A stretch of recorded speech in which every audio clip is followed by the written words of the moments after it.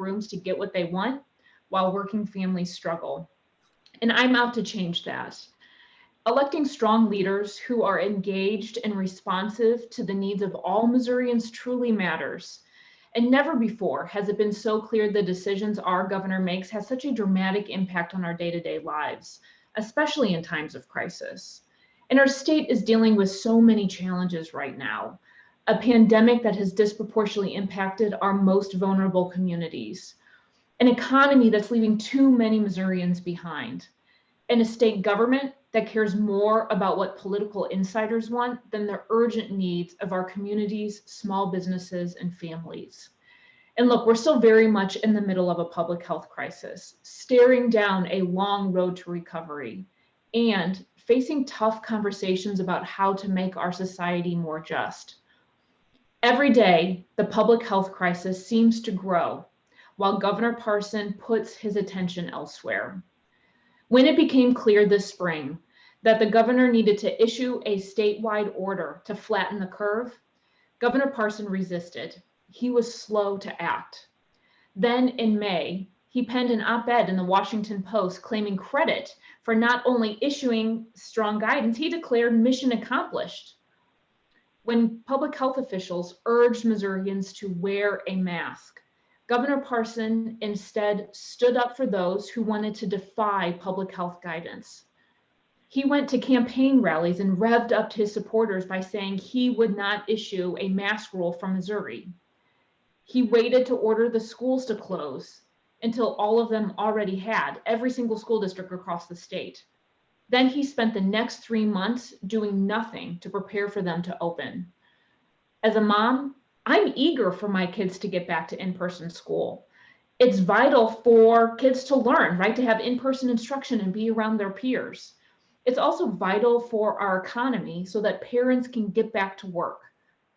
We had a very limited window of opportunity to keep district reopening plans on track, but it all depended on where we were with the virus. Instead, Governor Parson went on the radio and said it didn't matter how bad COVID is in our state, that kids are going to go back to school. When they go back to school, they're going to get COVID and they'll just go home and get over it. For our kids, for their families, for our teachers and school staff, in Governor Parson's mind, they're just going to have to get over his failure to lead. We deserve better. What Governor Parson doesn't seem to understand is that this economic crisis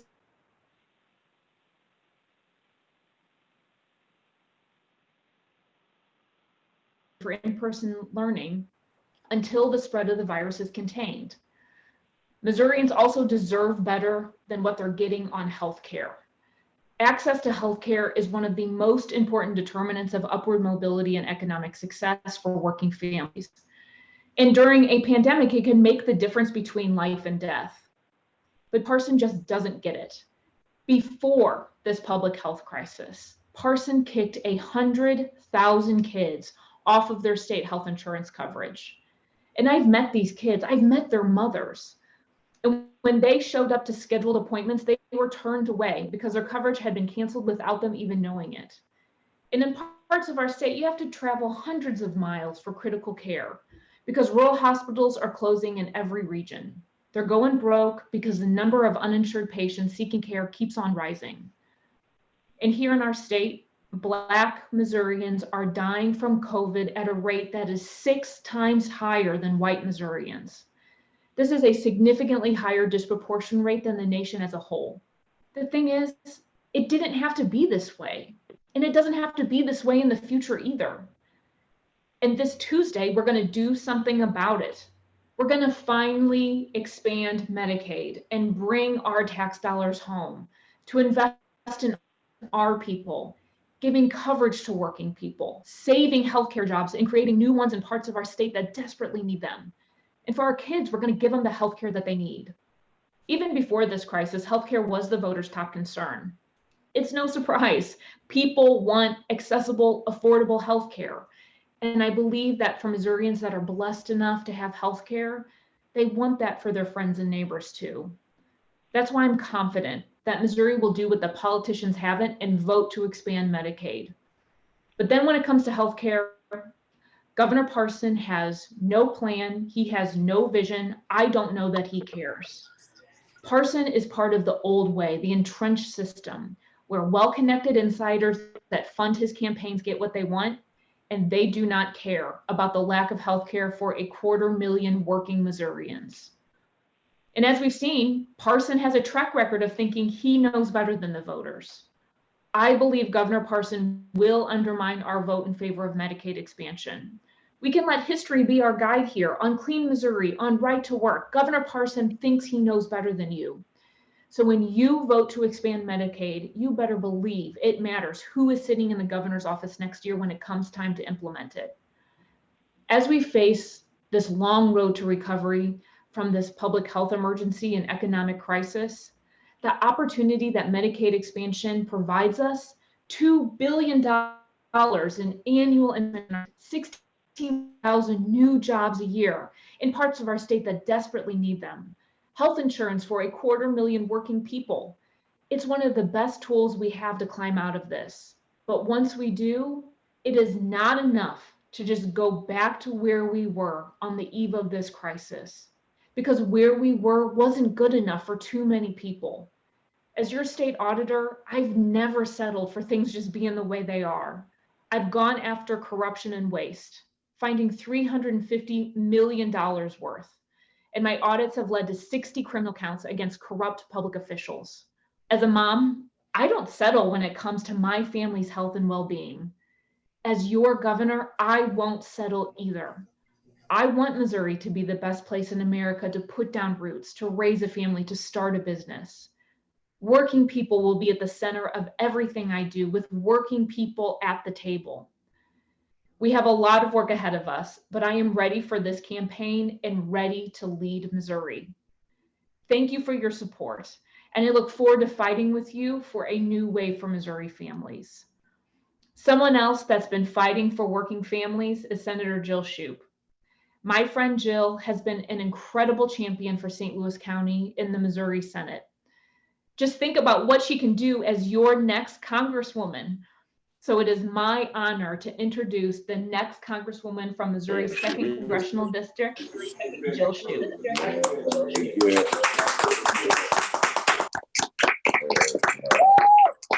Well, Nicole, thank you so much. And thanks for making it so clear, the choice for governor. There is no question, I don't think in any of our minds, that we need change, and you are the right person to lead this state and move us forward.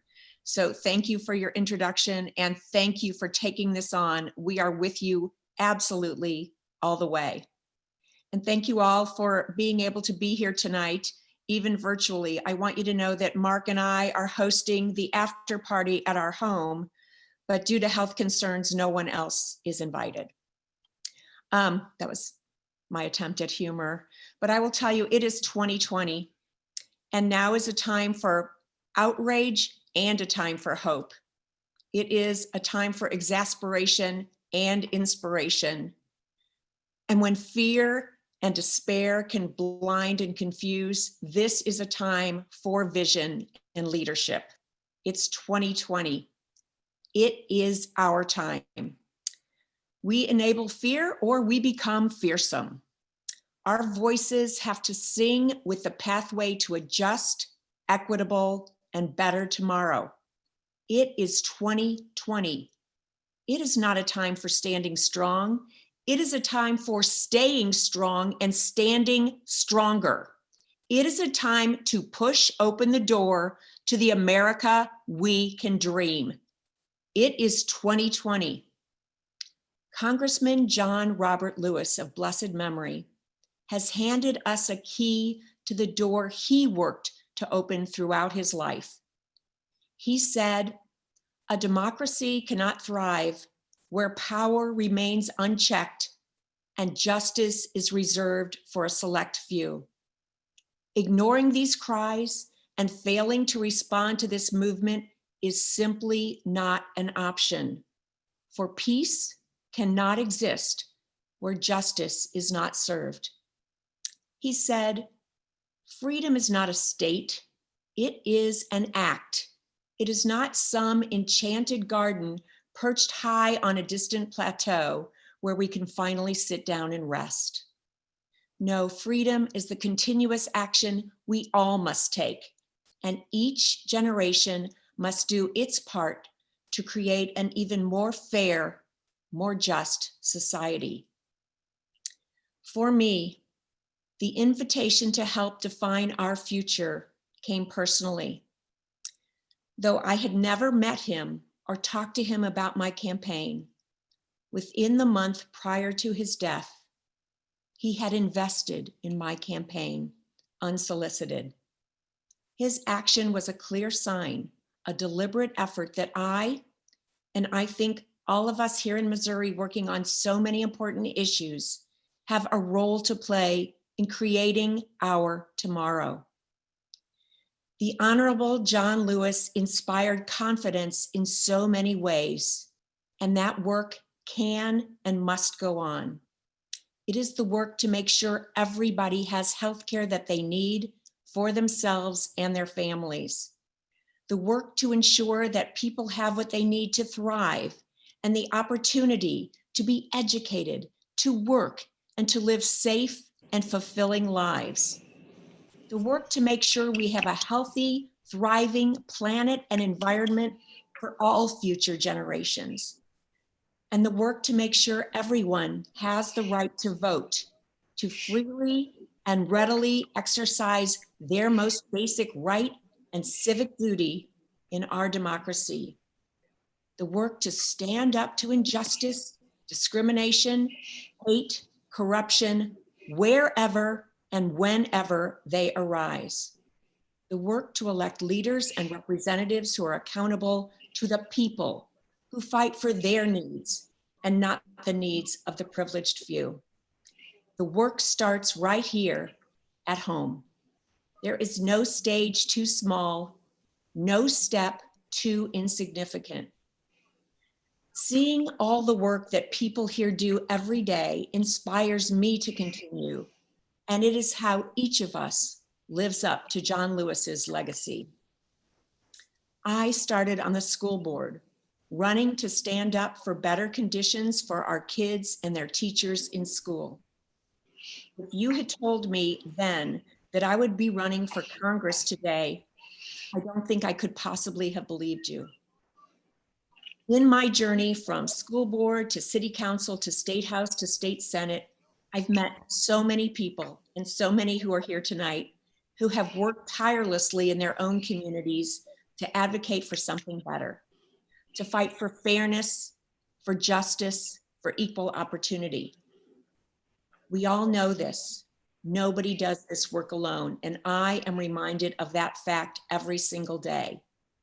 It is because of so many individuals like you that I have been successful in my work.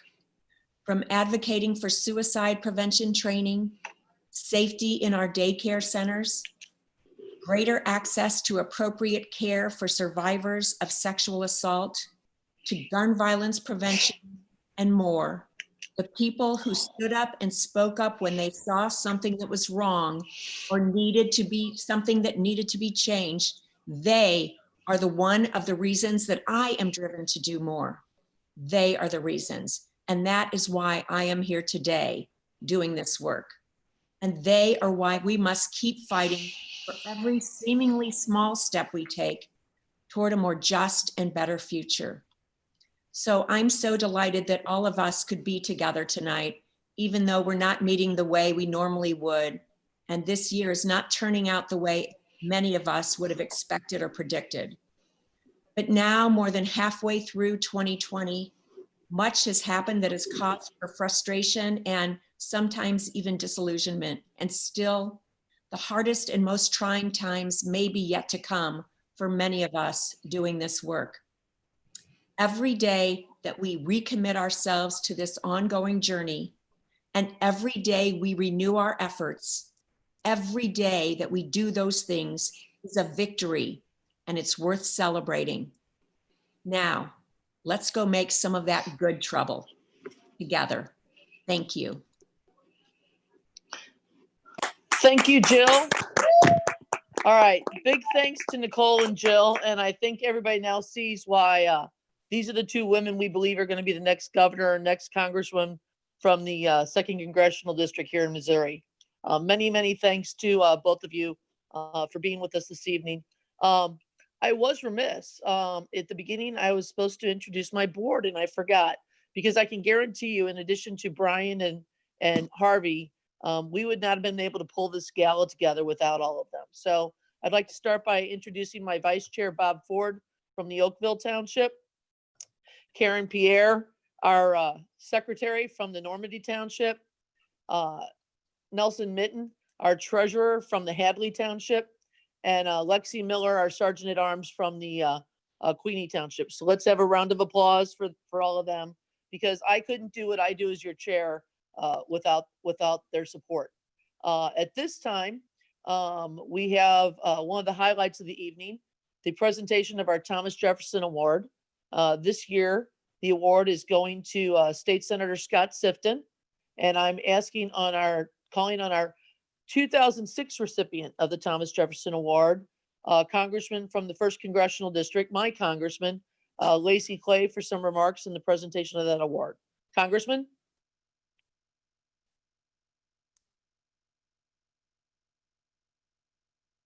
I'm sorry.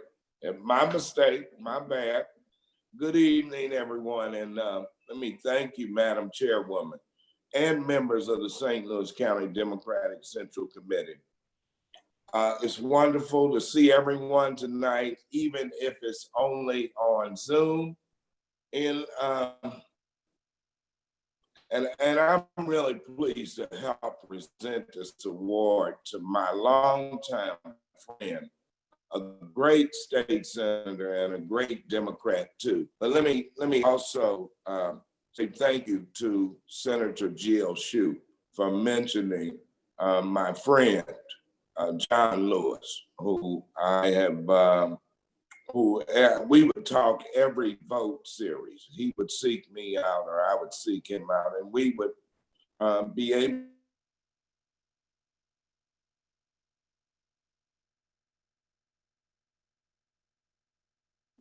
I'm sorry. Am I back? Hello? Am I back? Okay. I'm sorry. Yes, yes, you are, Okay, Congressman. Thank you. I mean, John Lewis crossed the Edmund Pettus Bridge in 1965, but he also built bridges too. He built bridges for future generations like my generation and those that are coming up now. And he showed us how to stand up for a cause, how to protect someone's voting right, and how to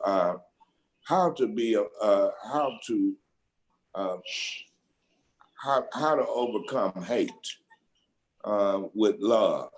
And that's who John Lewis was to me. So I appreciate you, Senator Shute, for talking about our friend, somebody who was an American icon and someone who I will surely miss.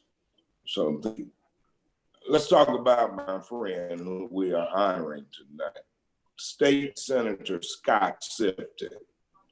Senator, I want you to know that having served in both chambers of the Missouri legislature myself for 17 years, I understand that Jefferson City can be a difficult place for progressive leaders to go to every week.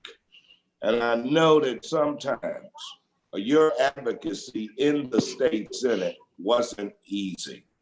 But in this business, in the end, it really doesn't matter what a politician says. What matters is what we do.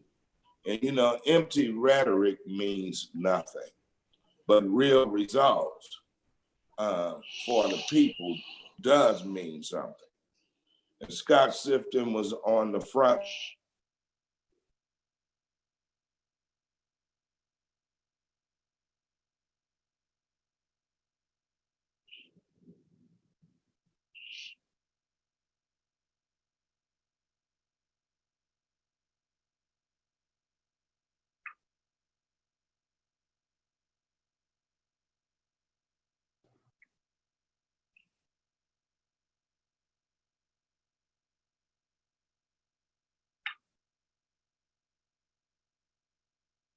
All right.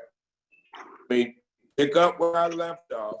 Scott Sifton was on the front lines in every fight in the state legislature. He stood up for expanding access to health care. He defended a woman's right to control her own body. He supported my efforts to give local communities the power to pass their own gun laws, and he stood up for higher education. He joined with organized labor and me to help kill the right to work for less, and all of you all too.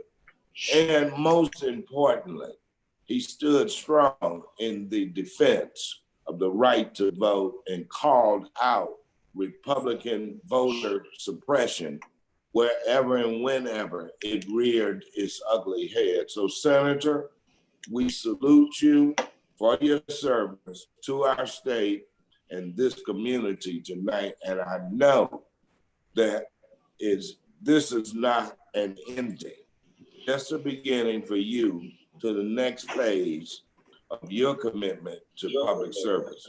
So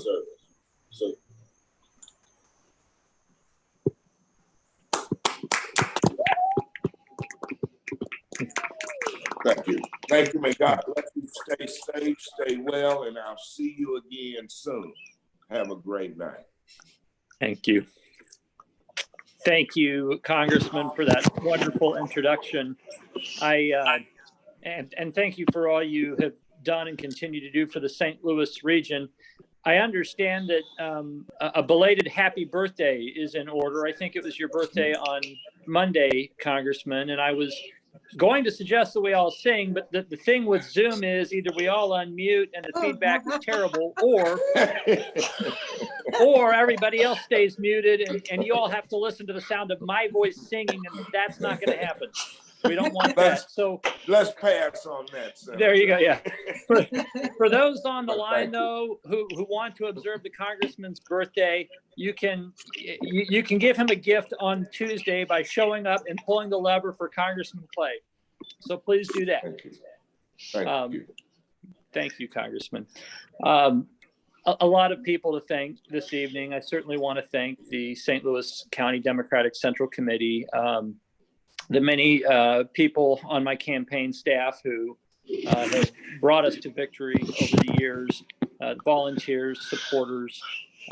Also want to thank my Senate staff. And I note that also receiving an award this evening is County Councilwoman Rita Days, whom I will always call Senator Days, from when she served in that body. And I have to say, the best decision I ever made in politics was to hire Lillian Williams to be my policy director.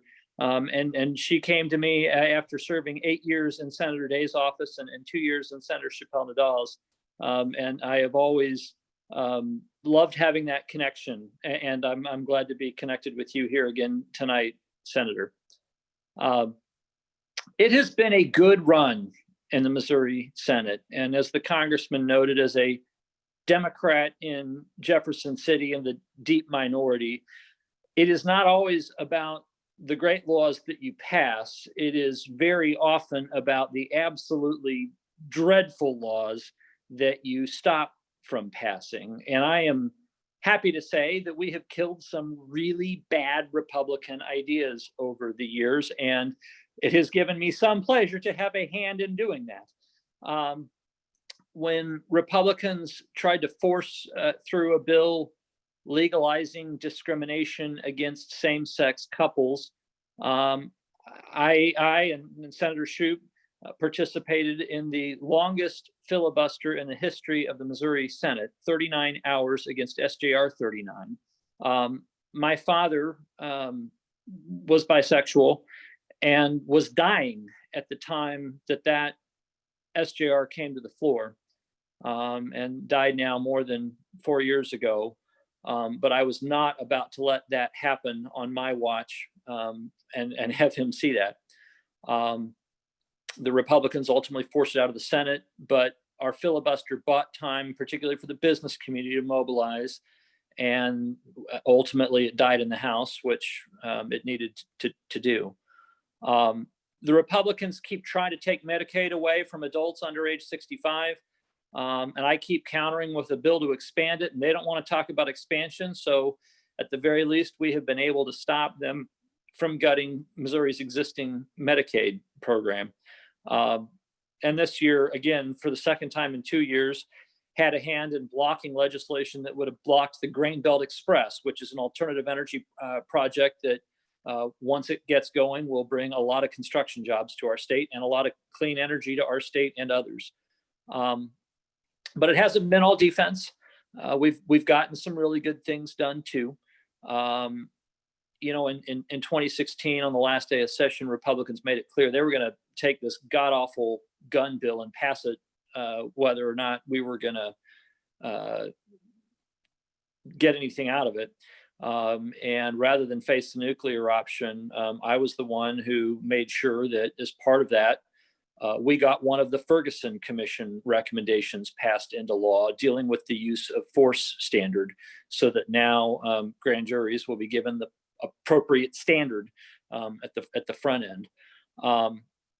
I had an amendment that allowed for an increase in the minimum wage for families in the city of St. Louis and for any other cities that wanted to increase their minimum wage. And Republicans ultimately turned that around a couple of years later, but many of those workers kept the wage gains that they had, and it was tens of millions of dollars in raises for workers in our region, and I'm proud of that. We reformed the state school transfer law so that districts like Normandy can't be bankrupted virtually overnight simply because of a change in accreditation status. And then another bill that passed on my own bill number, near and dear to my heart. We eliminated the statute of limitations for prosecuting sex crimes against children in our state. And like SJR 39, that one was personal to me. My mother was the victim of a sex crime as a child. And now, no matter how long ago it happened, somebody can be brought to justice for doing the same thing in Missouri. In all reality, though, there have been some stinging, awful defeats that we have had to shoulder in the time that I've been in Jefferson City. You know, I went toe-to-toe with Lieutenant Governor Peter Kinder in the well of the Senate for hours when Republicans were forcing through right to work at the time to Governor Nixon's desk. We were able to block that attempt, and ultimately the voters backed us up when Prop A went down in 2018. And I'm proud that after 10 years in the legislature, Missouri is still a freedom to organize state, and I'm very proud of that. I would not have assumed that when I went in. I'm very happy that it's still a strong union state. Republicans pushed through a terrible weakening of our state's employment discriminations law. And in that situation, it was down to just myself and Senator Kiki Curls from Kansas City filibustering. It takes 3 to continue a filibuster. And unfortunately, today in Missouri, it is a complete defense to a claim of employment discrimination or workplace harassment to be a human being. Only fictitious individuals like companies or employers can be sued. You can't sue the actual perpetrator, which I think is dreadful. We worked hard to try to get that out, and the Republicans wouldn't take it. The Republicans also passed the Castle Doctrine, and that bill that I mentioned with the Ferguson Commission recommendation, that included the Castle Doctrine, unfortunately. And that, of course, is now what the McCloskeys are relying upon. And speaking of which, I do have to say, it's hard to say this year with COVID how everything's going to go down. But in a normal year, I would say with a high degree of confidence, the McCloskeys would easily be the most popular couple's Halloween costume this year. It's just a question of how many Halloween parties there will actually be around town. In any event, there will probably be a run on pink polos here soon. In any event, The Republicans also passed two hideous abortion bills during my time in the Senate, the 72-hour waiting period, for which I was the last Democratic filibusterer standing, and the one last year taking away exceptions for rape and incest. And I told you a moment ago that my mother was the victim of a sex crime as a child, and I'll just say that my objection to exceptions for rape and incest is not just an ideological one, and I will leave it at that. Congressman Lewis, the late Congressman Lewis, said that when you see something that is not right, not fair, not just, you have to speak up. You have to say something. You have to do something. What this Republican majority in Jefferson City has been doing and has continued to do is not fair. It's not just. So we have to speak up. And we can stop this madness. It's simple. It's far closer than we realize. It's very simple. All we have to do is elect Nicole Galloway as our governor. We have to elect Doug Beck to my Senate seat so we hold it. And we have to elect Deb Lavender to the seat west of mine to pick up one. We got to get one other besides that, but 12 Democrats in the Senate and a Democratic governor, and they can't do anything. And that's more important now than ever, in part because I believe voters are going to give us Medicaid expansion next week, but also because the next General Assembly is going to be redrawing the congressional lines in this state. I'm confident we're going to pick up a third seat with Jill Shoup this year. We have other opportunities. And what we certainly can't have is another situation like 8 years ago or 10 years ago when we had a Democratic member get carved out of Congress. So it matters now more than ever. We have to get it done. It's in our grasp. This is actually the first time in 20 years, believe it or not, that I have not been on the ballot. I've been lucky enough to win 10 races. I had one silver medal finish as well 18 years ago. For a lot of different reasons, personally, this was not the right year for me to run. So I want to close by thanking two more people. My children, Stephen and Madeline. I signed up for all the trips back and forth to Jefferson City. They didn't sign up for it. I had a choice in the matter. They did not.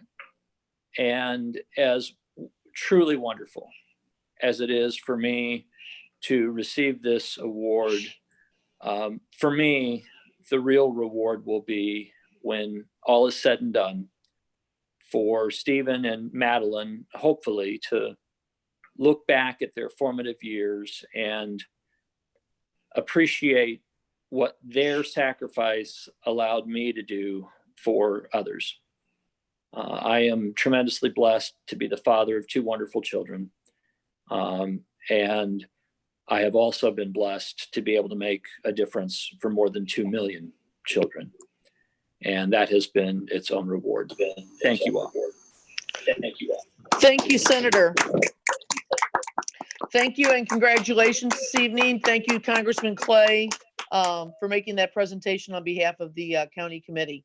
At this time, we are now going to have a video message from a very special guest, followed by, for those of you who maybe didn't log in real far in advance of 7 o'clock, this is a fundraiser. Okay. What we are able to do to help candidates throughout St. Louis County this fall is related to the money we were able to raise last year, the money we were able to raise this year, because we do this obviously every 2-year election cycle. And we have a number of sponsors that include labor unions, townships, candidates, and we could not do this without them. So first, you're going to see the video message from our very special guest, followed by recognition of all of our sponsors. And then we are going to have the opportunity to hear from two of our wonderful statewide candidates, Yinka Folletti, candidate for Secretary of State, and Vicki England, candidate for Treasurer. So with that, Harvey, if you'd please bring our special guest in. Well, hello to everybody in the St. Louis County Democratic Committee. It's Pete Buttigieg, and I'm sending warm greetings from here in South Bend. I very much wish that I could be gathering with you all in person, but I did want to recognize all of you coming together for this event and recognize that when you're finding new and innovative ways to gather despite everything going on, that's what we need. You know, it's great to see these encouraging polls, but we know it's really the work that you are doing at the state and local level that are going to make all of the difference in the fall. We have got to defeat Donald Trump. But I've said it before and I'll say it again. Beating this president is just table stakes. In order to defeat Trumpism, in order to really do what we've got to do for this country, we've got to win races up and down the ballot. And that's why I'm so thrilled to support your efforts to elect Nicole Galloway as your next governor, to flip the 2nd Congressional District from red to blue, electing Jill Shupp, and to support all of the fantastic candidates up and down the ticket that you as Democrats are here for. So please stay involved. Thanks for everything that you're doing. Stay healthy, stay motivated, and stay well.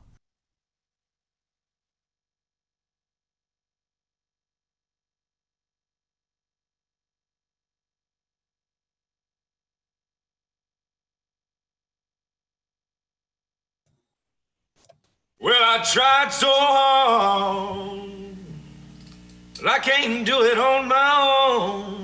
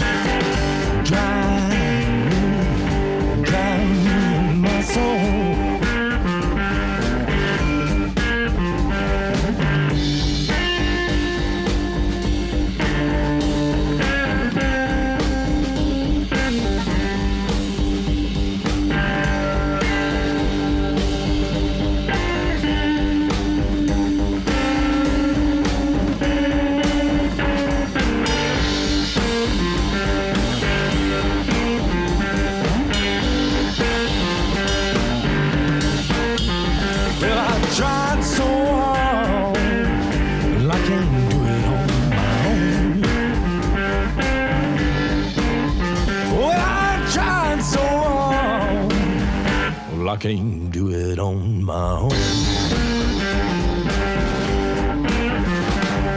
Drive me in my soul.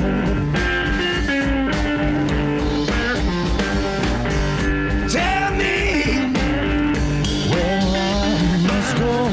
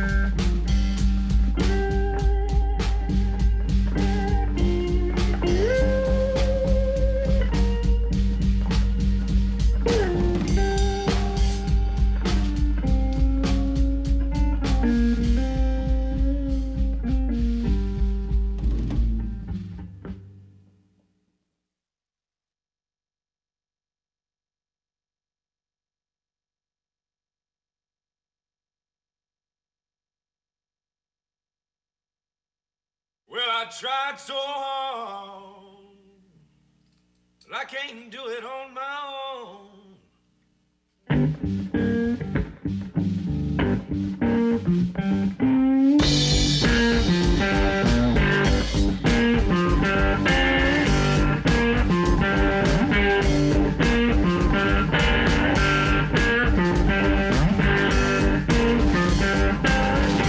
Drive me in my zone.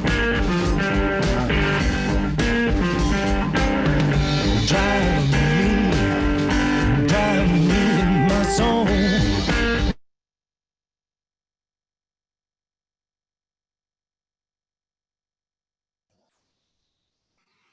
All right. Good evening, everybody. How is everybody tonight? It is great to be with you. It is such an honor to be here with all of you tonight. A big kudos to Mary Elizabeth and her team for making this evening possible. I am so impressed by the gathering of Democratic leaders on the other side of the screen. From Nicole Galloway to State Senator Jill Shoup, to Congressman Lacey Clay, to State Senator Scott Sifton, to County Prosecutor Wesley Bell. We are in some pretty august company this evening. You know, the number 3 represents completion. As political leaders, we often speak in threes. So I find it somewhat serendipitous that we are gathered in solidarity tonight, exactly 3 days away from being able to exercise our most fundamental right as Missourians, the right to vote. You've heard from some of our leaders earlier that we know that Amendment 2, Medicaid expansion, is on the ballot and supremely important. And I trust that all of us on this screen will vote yes for that. And we'll encourage all of our colleagues, family, and friends to vote yes. And we have an opportunity to vote for some folks running for office, including myself. You know, our right to exercise a voice and choice by our vote is so much a part of what Congressman John Lewis gave his entire life to.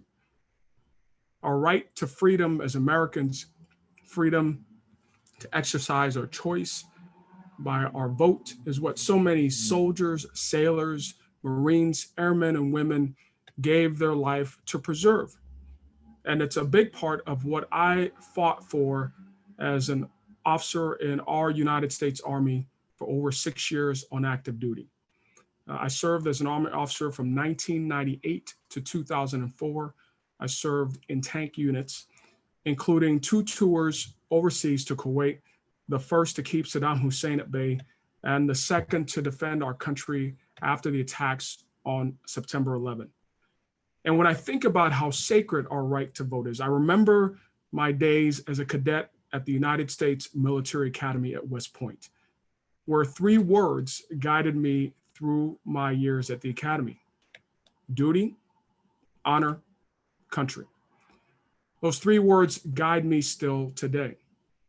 But our right to vote is under attack and in jeopardy.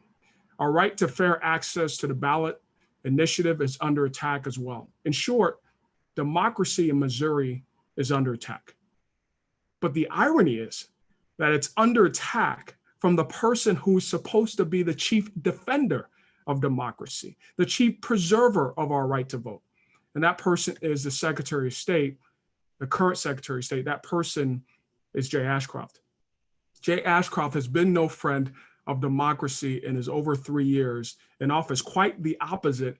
He has been hostile to voting. By his policies and procedures, he has made it more difficult for Missourians to vote. By his policies and procedures and stances, he's created artificial barriers. He's created unnecessary hurdles for our fellow Missourians to be able to vote. For example, on the day that our state legislature passed that limited vote by mail measure that we now have as the law in our state, Ashcroft came out in writing that same day, stating that he opposed vote by mail. In the most dangerous and lethal global pandemic we have seen in 100 years, and in any of our lifetimes, we have the chief elections officer of our state stating that he's against the very mechanism that would allow Missourians to vote safely, to vote without having to risk their health or their lives. That's who we have as Secretary of State right now. Americans are protesting in every corner of our country. Missourians are protesting in every nook and cranny of our state, and they're protesting for change. They're protesting for voice and choice. And ultimately, the protests that they are doing on the streets will ultimately have to funnel at the ballot box, because change begins at the ballot box. And if we in Missouri, as we do now, have a Secretary of State that's making it harder to vote, erecting artificial barriers, it becomes virtually impossible to elect the leaders we know will move us forward in the right direction. And that's why I'm running for Secretary of State of Missouri. I am so honored to be in a position to be able to make change for the people of our state. We have 94 days until we Missourians get to make a choice, a fundamental choice, between going backward and re-electing Jay Ashcroft, or going forward and electing me as our next Secretary of State. I would be honored to carry the mantle of freedom and democracy forward, and to move this state in the right direction, to expand the electorate, to give all eligible Missourians voice and choice by their vote, because that is what we need. That is the very shout, the very echo of the folks who are protesting, and very echoes of what Missourians are saying in their homes right now. So thank you so much for being here. Thank you so much for allowing me a few minutes to connect with you. I have the honor of introducing a terrific candidate for treasurer. She, like me, is in the enviable position of not having a challenger in the Democratic primary. Her name is Vicki England, and she, in November, will be part of a slate of candidates who will help move Missouri in the right direction. I'm so excited to introduce her. Please join me in welcoming Vicki England. Thank you so much, Yinka. Let me just say, you guys, there is no one I'd rather be in the trenches with than Yinka Falati, because as you can tell, he's very skilled at fighting the bad guys, and he knows how to zero in and really focus on what's important for Missouri. So thank you guys so much for coming tonight and for being here to support all of us candidates.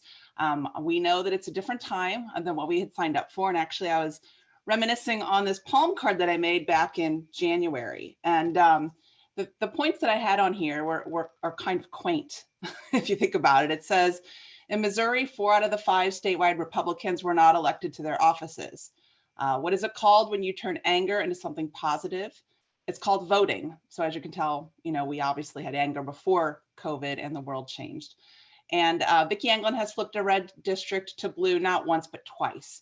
So those things are all still true, but the things have changed greatly. And it's for this reason that I think candidates and voters are taking a much different look at what's going on in Missouri. Yinka mentioned, as you all know, we have 94 days left. That seems like a lot of days sometimes, and other days it seems like it's right around the corner. And what I can tell you, which you already know, is that our economy in the country and in Missouri is terrible. It's something that has been declining as our unemployment rates go up and as our COVID percentages go up as well. And so I find myself running for state treasurer to bring Missouri's economy back on track. I have been introducing 100 new ideas, just started, with 100 days before the election. So I've been tweeting those out and getting a lot of really good feedback from Missourians. It's everything from investing in companies, as the state treasurer's office does, but investing in companies in Missouri who are diverse, who have inclusion as part of their mission, and who aren't companies like Walmart, who treat their employees not as well as they should be treated. But it's also things that are very simple, or at least as Democrats, we think them as being simple, which is wearing a face mask. There's no better way to bring our economy back on track than by having a state mandate. Because if you feel comfortable going to a store or to an establishment to spend your money, you will spend your money if you feel safe. So those are some of the things I'm focused on. A lot of these ideas have come from my experience working for the Clinton administration at the SBA, also working for the St. Louis County Economic Council before, during, and after 9/11, when a lot of our small businesses were really struggling, and for being a small business owner myself for the last 20 plus years. So being able to have these ideas and talk about these things, we really have a captive audience. You know, as Democrats, we have the ideas. We are the people who care about other people. And if you ask the National Democratic Treasurers Association, we tend to elect, we always actually have elected Democratic treasurers when the economy goes bad. And I think that bodes well for governors too. You know, the Republicans get in there as they are right now, they screw everything up, and then we have to come clean up the mess. So I also wanted to bring to everybody's attention that tomorrow is the 3-year anniversary of when the NAACP issued a travel advisory in its Green Book for Missouri. Not only is this a terrible thing to have happened in our state, but it's something that as state, you know, it's extremely embarrassing for Missouri, but it's just plain wrong. And we need to have statewide leaders who understand what inclusion and diversity really means, because things like the treasurer's office are not diverse. You know, they don't have more than one African-American employee out of 45 employees in the treasurer's office. So that's clearly a first step that I will take as state treasurer to make our treasurer's office look more like our state. We also need to have small business loans targeted for small businesses who have been affected the most by COVID. And so there's a lot of really important ideas. And I think there are a lot of people who are paying more attention to our state and our economy. I will tell you that one of the other reasons I'm running is not just to put this experience in place. And it has to do with the rebuilding of the Democratic Party. So when I was first elected to the House back in 2008, my fellow freshman member, Jill Shoup, was also elected in that class. That seems like a lifetime ago. Let me tell you, it was probably several political lifetimes ago as well. If you can remember back in 2008, we actually had a president who did his job and did it well. So just remember, we have had that before. And back then, we were only 8 seats in the minority in Jefferson City. Things have changed over the last decade. And so my real goal for running statewide is to rebuild our party. Now, it's not going to come overnight. We need to rebuild our bench. We need to start inspiring people who are paying attention in the 2018 election and also paying attention in 2020. I've already started recruiting candidates for 2022. So this is something that I hold very near and dear to my heart. And the last thing I'd say has to do with the bill that Senator Sifton mentioned earlier when he was talking about women's right to choose and the way that our current governor has handled a woman's right to choose. So the day that Governor Parsons signed House Bill 126 into law was the same day that I was in the hospital giving birth to my 3rd child. And let me tell you, that process was not easy. We ended up having to have an emergency C-section. There were a lot of decisions to be made. There were a lot of precautions that needed to be taken, but I was in charge of those decisions every step of the way. It was my birth. It was my body. It was my process that I got to talk about with my physician, my family, and my God. And so by working through that, we had a great result. You know, our son was born and he's the happiest thing, the cutest baby in the world. I'll suggest you look at our Facebook page. You will see proof of that. But at the same time, when I found out that millions of women across the state of Missouri had that right taken away, it devastated me. It really hit hard home that these guys who are leading our state are not showing leadership. They are not leaders. They did not sign up for the jobs they have. My opponent was appointed his position. And so as Democrats, we have a real opportunity now that the world and the state is watching how Republicans are in leadership positions in our state. We have to take advantage of this opportunity because not just because it's the right thing to do, but our people deserve better than what they have right now. And so I want to thank you guys again for all your hard work. Please be sure you donate to the Central Committee because the important work that the Central Committee does really helps us candidates. And I'm looking forward to a successful Tuesday. I'll be driving all across the state at different polling places and also successful November as well. So thank you guys for giving me the opportunity to speak tonight. Thank you, Vicki. Thank you, Yinka. Thank you, Vicki, so much for joining us this evening. We're so excited to have you part of our Democratic ticket coming into November. I guess it's officially, as long as you each vote for yourselves, I can congratulate you on your upcoming victories Tuesday. I also want to thank Mayor Pete Buttigieg. for his recorded message. We were very grateful and happy to receive that. There are 28 townships in St. Louis County and a committee man and committee woman of each township. And we have sort of a unique situation going on this year. We have a number of our committee members retiring. And I want to recognize them at this point and thank them for their dedication and service to St. Louis County, to our Central Committee, but to their tireless work in helping get Democrats elected. And so I'm going to go in alphabetical order by township. From Bonham Township, Jeanette Langton. From Clayton Township, Cindy Brown.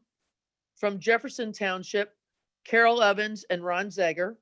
From Lafayette Township, Zach Goldford. From Lee May Township, Michael Keller. From Merrimack Township, Vicky Biggs and Steve Biggs. From Northwest Township, Kathy Palladino. And from Tesson Ferry Township, Jane Keller and Bernie Ryan. Depending upon the way, yeah, let's do a round of applause for all of them. They're very hard workers.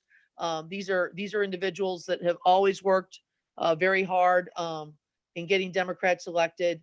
And the interesting thing is, of the 56 members of the Central Committee, depending upon what happens on Tuesday, we could actually end up with 29 new members of our county committee. I can never, at least in the years I've been on the committee, which is a bit now, I don't remember ever having that big of a township, or pardon me, big of a turnover in our committee all at one time. So we'll see what happens Tuesday, but I do want to thank everyone of them for their service and dedication, because it has meant a lot, obviously, to getting Democrats elected here in St. Louis County and from St. Louis County.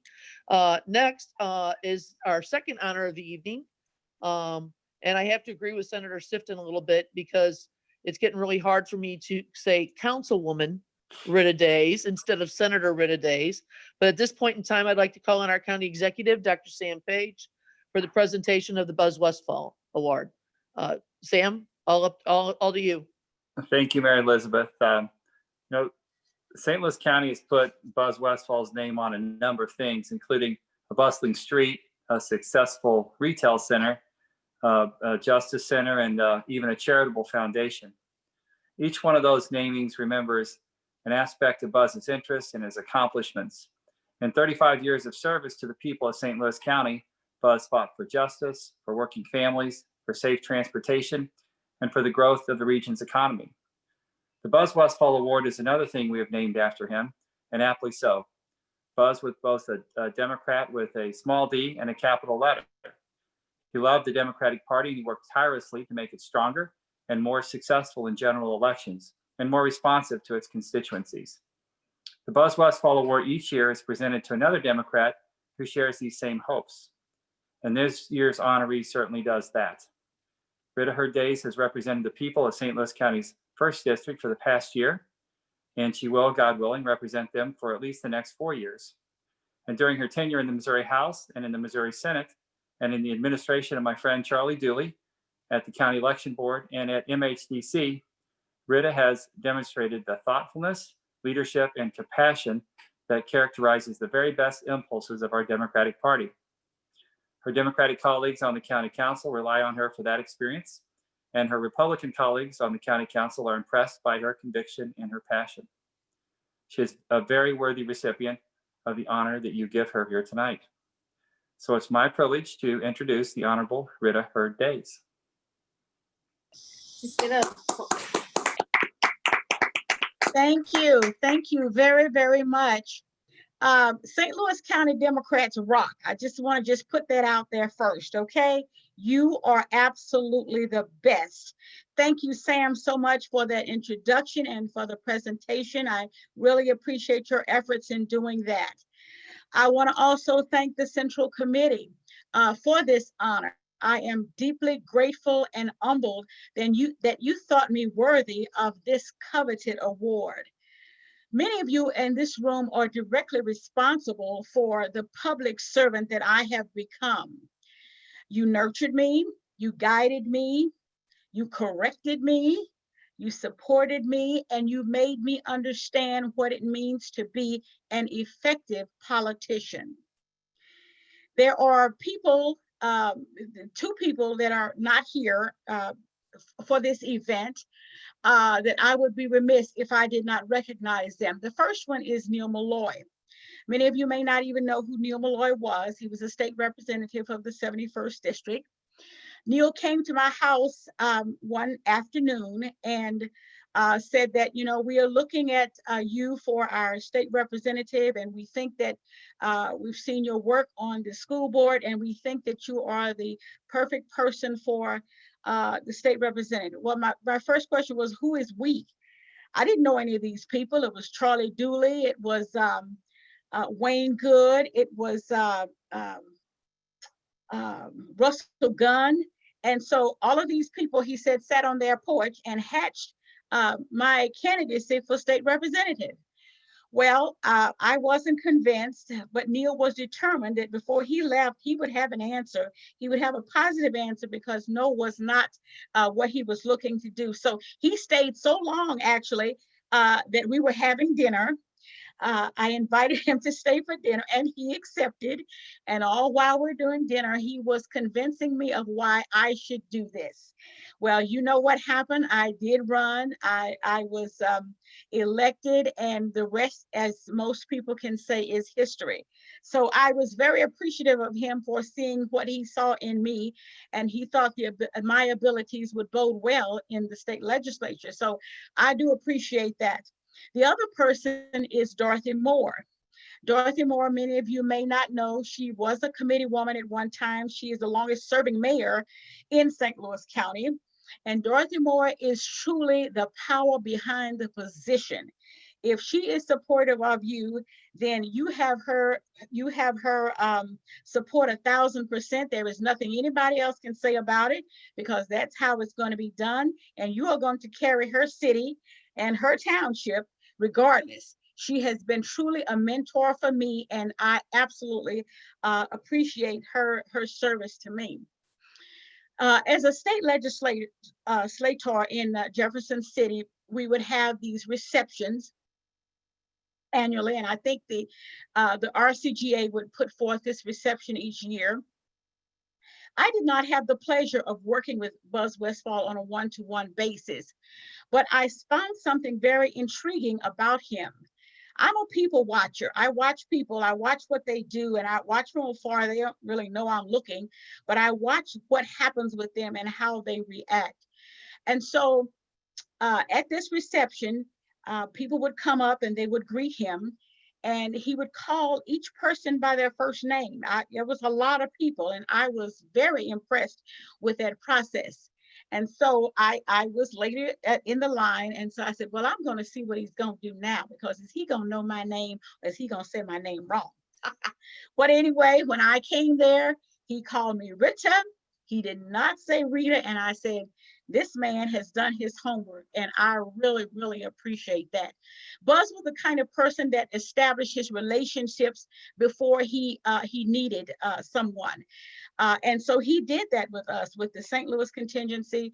He had those relationships built so that when there was something that he needed, we were already primed, and it didn't take a whole lot of effort to get us on board for what he needed.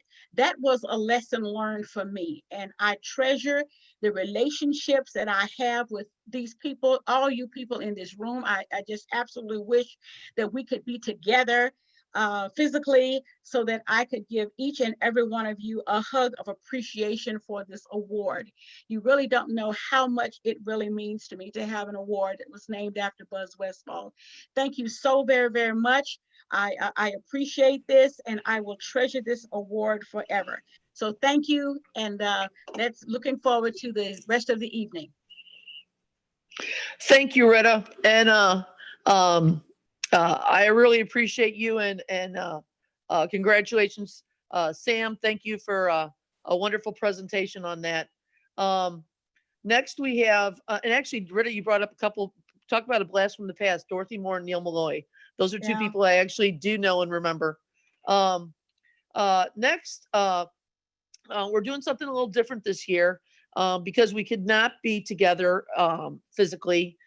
We would traditionally have presented our Thomas Eagleton Grassroots Awards, but those are always designed to be more of a surprise.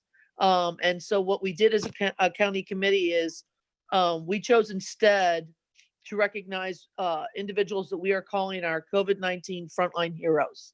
And so each township had an opportunity to nominate one or more individuals or groups of individuals for these COVID-19 frontline heroes. And so I would now at this time like to call on our county assessor, Jake Zimmerman, who in the past has done our Eagleton presentation for us, to make some remarks and introduce that video. Immediately following Jake's presentation, we had the opportunity to get another video message from a very special guest that you'll get to receive. We will have another opportunity to recognize our sponsors. And then we are looking on our county prosecutor, Wesley Bell, to really help us get geared up going into Election Day on Tuesday. So without any further ado, Jake, thank you. I'm handing off to you. Thank you so much, Mary Elizabeth. It breaks my heart not to be able to present the Eagleton Award this year. Those of you who have had the pleasure of attending this gala in person in years past know that both because of my own relationship with Senator Eagleton and what a pleasure it is to preserve his memory, but let's be honest, what a special pleasure it is to give a heck of a surprise to highly deserving volunteers who usually have no idea that it's coming. It's always one of the great pleasures of my year. And seeing this Zoom full of smiling fellow Democrats, and particularly at a terrible political moment like the one we are living through, it's so good to see all of your faces, at least virtually, and to be reminded that we are all in this thing together, and we're going to get through it together, and we are together going to stand up against the nonsense in Jefferson City, and we are together going to fight the public health epidemic in this community. And I say that advisedly because from time to time, nearly everyone on this Zoom has probably heard me preach a platitude or two about remembering that we're all Democrats and we're all on the same team. And it does feel a little more personal right now because as I look at this sea full of faces, I see, about 50% of you who I'm guessing might be voting for me on Tuesday, and about 50% of you who I'm guessing might be voting for somebody else. And so I'll just ask everyone to remember, right? Whether you're thrilled with me or whether you're as annoyed as all get out with me right now, I'll just ask everyone to remember, for the sake of Nicole Galloway, for the sake of Jill Shoup, for the sake of these amazing candidates running up and down the ticket, but more to the point, for the sake of the people in this state without a voice, for the sake of the people in this state who are dramatically more likely to be sickened and die from this virus, for the sake of the people having the guts to stand against police violence and for accountability in this community and beyond in the state, let's all remember why we're Democrats. And once Tuesday comes and goes, let's all remember why we are on the same team. We're on the same team because we stand against the partisan nonsense from Washington, D.C., because we stand against a governor so incompetent that when handed what should have been the layup of a political career to just do the right thing and try and save lives, instead decided to stand on partisan politics. And that's why, if I can't recognize some wonderful volunteers, let's do the next best thing. The next best thing is to recognize the real heroes on the front lines, because the real leaders are not us jokers putting our names on a ballot and frantically begging you for your vote. The real heroes are the people who are risking their own lives to save lives in this community. And so as we watch this video and as we pause to appreciate the true heroes, let's just remember, we're gonna get through this, we're gonna do it together, and we're all gonna do our part to save others' lives, even those who don't agree with us, even a bunch of crazy Republicans who think they have some God-given right not to wear a mask. No matter how foolish their ideas may be, no matter how wrong they may be, they still don't deserve a death sentence. So for the sake of the community that all of us serve, let's pitch in, let's work together, let's get it done on Tuesday, but more to the point, let's get it done in November, because democracy and public safety depends on it. With that, a toast to our frontline heroes, and let's watch what I hope and expect will be a very inspiring video. Thanks, everybody.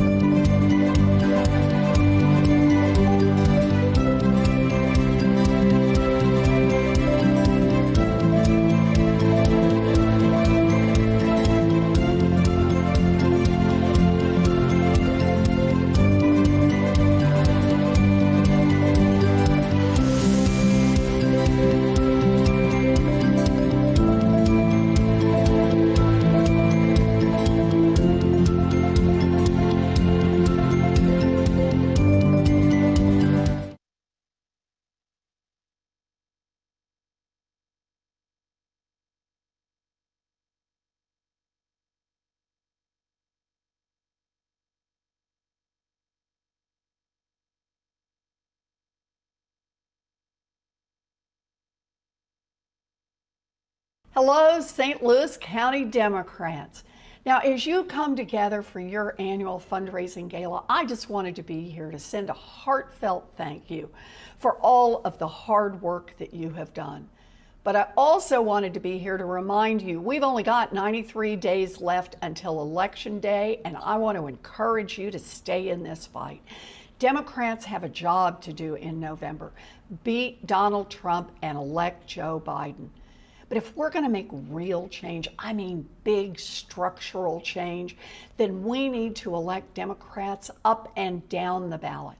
So I hope you're ready to fight uphill for the next 93 days, because democracy as we know it hangs in the balance. So have a wonderful gala tonight, and then tomorrow morning, get right back out there and right back in the fight. And keep in mind, I'll be with you right there, shoulder to shoulder. Hello, St. Louis County Democrats.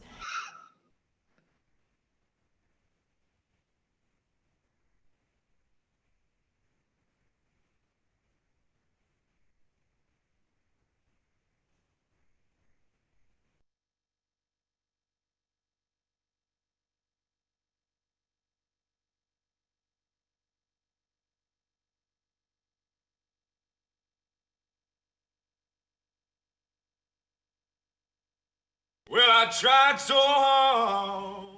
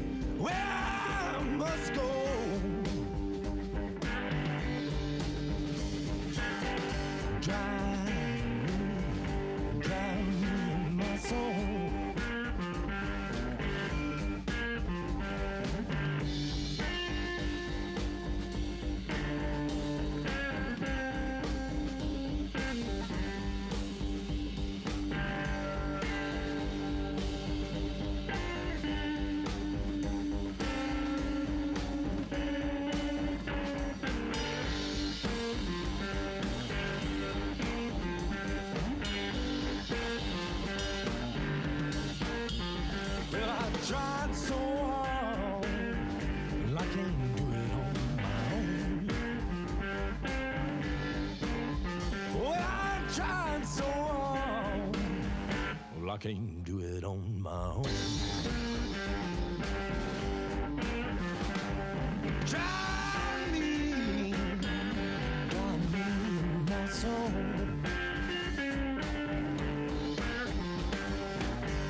Tell me where I must go.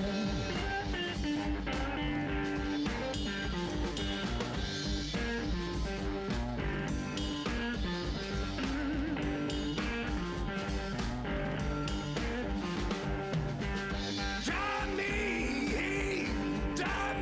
in my soul. Drive me in my soul.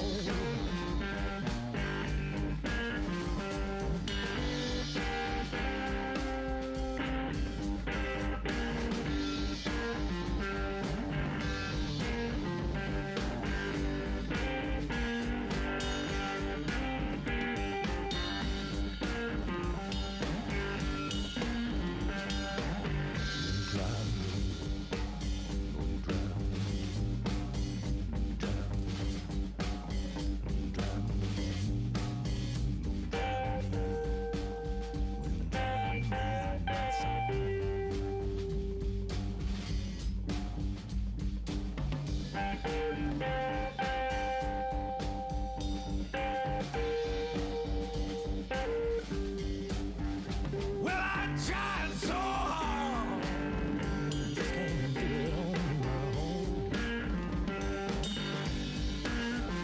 Well, you drive me in my soul.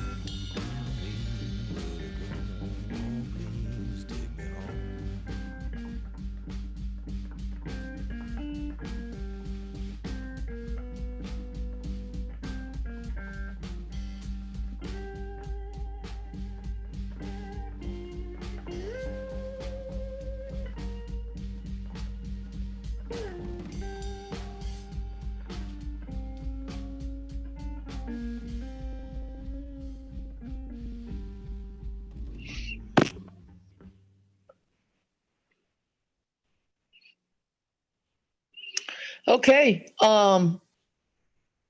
Wesley, I think we're ready for you. A good friend of mine who's followed the news lately called to offer some words of encouragement and told me, pardon my language, he said, leadership often feels like leadership. Again, pardon my language. But leadership is about making hard decisions and telling the truth straight up, no matter the backlash and no matter the personal cost. As you all know, I had to make a call that was a most difficult one, and probably the most difficult one I've ever had to make as an elected official to date. It was much harder, excuse me, for that family to hear and process. It was also difficult for many in this community. When the daily protests subsided 6 years ago, the community's pain did not end. And I realized that by announcing the results of my own office's investigation, results many did not like, it opened up old wounds and invited more questions about one of the most painful, important moments in St. Louis County history. The truth is that in many ways, I would have rather avoided that moment, and some thought I should. But this matter was certainly not closed, certainly not with the family, and not with many in this community. And in the end, I owed them total honesty, and I owed this community complete transparency. No hiding, no playing politics, just the truth. That doesn't mean everyone is happy with the decision, and that's fine and expected. Elected officials, however, do not make decisions about what is popular or about what makes for a good soundbite or headline. They make decisions about what is right, which is why this election is critical. We need to elect leaders who who will embrace the difficult decisions and choices and be honest. That has not happened in Washington, D.C. for far too long. In the midst of a pandemic that has infected 17.6 million people across the world and has claimed the lives of 680,000 people worldwide, the president chose to play politics. He chose to mislead people and make them think they could keep living their lives rather than taking the difficult steps of being honest, telling people to stay home, and then finding ways to support them as they took those difficult steps. This president did not put Americans first, but his own reelection. Now, 4.5 million Americans have been infected with COVID-19, and 153,000 American lives have been claimed. There's little question that many of these deaths were preventable. Many legislators in Missouri, unfortunately, are made in the president's mold. In Jefferson City, as infections rose, our unelected governor refused to listen to evidence, public health officials, or as we saw rising levels of infections right here at home, the unelected governor came to a fork in the road. Listen to leaders on the ground, acknowledge the data and thousands of people getting infected right here in Missouri, be honest with those who live here and shut things down, or follow his cult leader in DC, and Governor Parson chose the latter course. His choice had life and death consequences, and even as coronavirus levels reached their apex here, he continued politicking. Even now, he's trying to force kids back into in-person school with no thoughts as to how keeping people safe, and he is hoping to distract you from his failure to protect you by fear-mongering at the legislature, introducing a bill that could put 12-year-olds in adult court. His attempt to pander to his base while trying to distract the rest, this is an example of failed leadership that knows no boundaries. And it's time to replace him. If we don't, there really will be life and death consequences. Nicole Galloway, on the other hand, had to audit municipalities right here in St. Louis County. It was off-putting. It was unpopular to a lot of people. I admittedly was even a little skeptical that this process was meant to embarrass communities that really were trying to do the right thing and change. She could have made a big show of it, but what I saw was someone who came into small cities like Wellston, Missouri, and talked to their leaders, worked with their leaders, and although she had a job to do, she did it with competence, fairness, and most importantly, compassion. Nicole Galloway dealt with the leader word when you add the T on the end, and displayed the ability, acumen, and compassion that leadership spelled correctly with a P is all about. I don't need to say what a pivotal election this is. We need people who are willing to make hard choices. We must start by showing up on August 4th and voting, including a yes vote to expand Medicaid in Missouri. About 120,000 people are uncovered, if not more, if we don't make this change and allow Missourians to have access to basic health care, which is always important, but is more important than ever right now. And then, of course, there's November. A reckoning for the soul of this country is coming. We have to rally around the Democratic nominees up and down the ticket and vote Democrats in the legislature, county and city government, Congress. Nicole, get your boxes and moving vans and start picking out paint colors, because we have to get you in the governor's mansion. And let's help Joe Biden move into his new home on 1600 Pennsylvania Avenue. Wait, forgive me. Joe will be moving into the White House at 1600 Black Lives Matter Plaza. Make sure your voice is heard and go vote for people who do what is hard, who will protect this community, and who actually care about the lives of the people in this state and in this country rather than their own wealth and power. The cost is too great to stay at home. And speaking of cost, campaigns cost. So write a check and support Democrats in the Central Committee financially too. Rest in peace, John Lewis. Thank you and God bless. Thank you, Wesley. I really appreciate that. In addition, also thank you, Jake, and thanks Senator Warren for her video message for us this evening. I would be remiss if I didn't thank Candace Farmer, our Wild Horse Committee woman, she took all the submissions from the townships and put together that video montage for us. So thanks, Candace. All right, folks, we've reached just about the end of our program. A couple of pieces of housework left to do.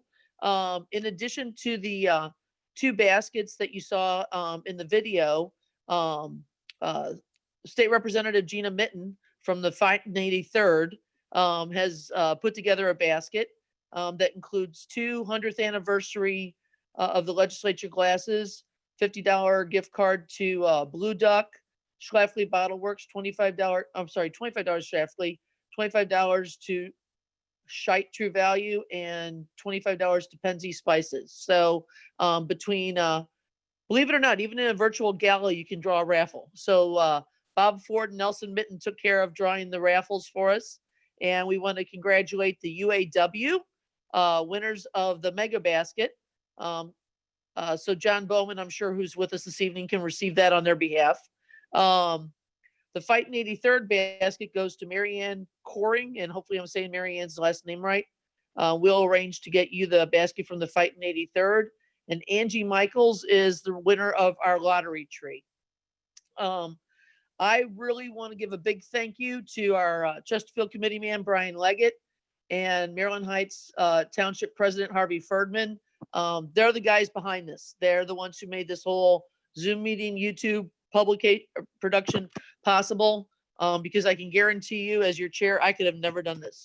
But we need to follow Senator Warren's advice. We need to follow Wesley's advice and make sure we do everything we can to make sure that Amendment 2 passes on Tuesday, and then do everything we can to turn every single seat from the State House to the White House up and down the ballot blue, to make sure that our state, our country, our local government, and everybody residing in them are protected.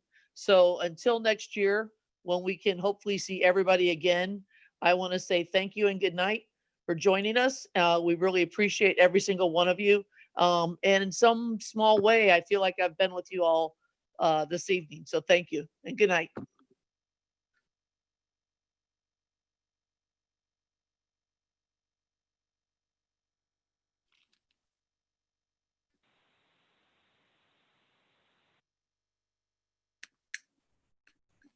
Was he just